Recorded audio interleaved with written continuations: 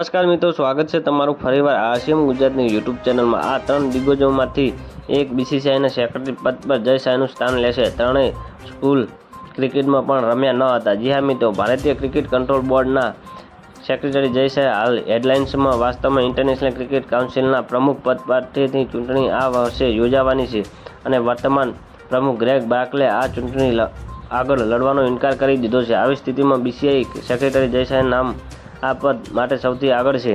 શાહ આ પદ માટે સૌથી મજબૂત ઉમેદવાર હોવાનું જણાવવામાં આવ્યું છે। જી હા મિત્રો, જો શાહ આઈસીસીના પ્રમુખ બને તો ક્રિકેટ બોર્ડના સેક્રેટરીનું પદ સંભાળી શકે તેવી ત્રણ નામ છે। જો કે ત્રણેય નામ તેમના જીવનમાં ક્યારેય ક્રિકેટ રમ્યા નથી। જી હા મિત્રો, જો બીસીસીઆઈના સેક્રેટરીની વાત કરીએ તો કદાચ અરુણ કુંબલેની નામના રેસમાં સૌથી આગળ છે। તે હાલમાં આઈપીએલના ચેરમેન છે અને તે આ રેસમાં સૌથી આગળ હોઈ શકે છે। આ પહેલાં તેમના ભાઈ અનુરાગ ઠાકુર રમત મંત્રી રહી ચૂક્યા છે। જી હા મિત્રો, આ સાથે જ તેમના પિતા પણ હિમાચલ પ્રદેશના મુખ્યમંત્રી રહી ચૂક્યા છે અને આવી સ્થિતિમાં રાજકારણમાં તેમની સારી પકડના કારણે તેઓ ભારતીય ક્રિકેટ બોર્ડના સચિવ બની શકે છે। આ સિવાય તે હિમાચલ પ્રદેશના ક્રિકેટ એસોસિએશન સાથે જોડાયેલા છે। બીસીસીઆઈના ઉપાધ્યક્ષ રાજીવ શુક્લા પણ આ રેસમાં જોડાઈ શકે છે અને તેઓ જય શાહનું સ્થાન લઈ શકે છે।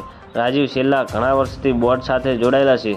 રાજકારણમાં તેમની સારી પકડના કારણે તેઓ સરકારની પરવા કર્યા વિના બોર્ડ સાથે રહ્યા છે। તો મિત્રો, ન્યૂઝની સતત જાણકારી મેળવવા માટે અમારી ચેનલને લાઇક, શેર અને સબસ્ક્રાઈબ કરી લેજો। ધન્યવાદ। જય હિન્દ।